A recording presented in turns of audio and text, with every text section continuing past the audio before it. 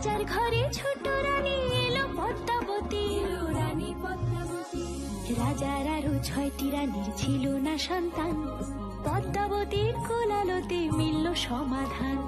বছর যেতে জন্ম নিল 7 ছেলে 1 মেয়ে, হয় খুশির আকাশ হঠাৎ কালো মেঘে গেল ছেয়ে।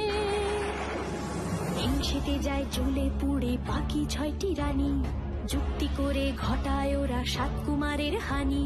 সুযোগ মতো 7 ছেলেকে মাটিতে দেয় পুঁতে, বাঁচে একা পারুল ওরা পায় না তাকে ছুতে। ধাইমা বাঁচায় সেই মেয়েকে বড় করে তোলে, 7 ভাইকে পায় যে পারুল 7টি চাপা ফুলে। এত কিছুর পরেও রাজার বিপদ যে কাটে না, সূর্য নগরে সুখের সূর্য আর ওঠে না। হিংসা বিবাদ বিচ্ছেদ আর প্রেমের কাহিনীতে পারুল বোন কি পারবে 7 ভাই চম্পাকে জাগাতে।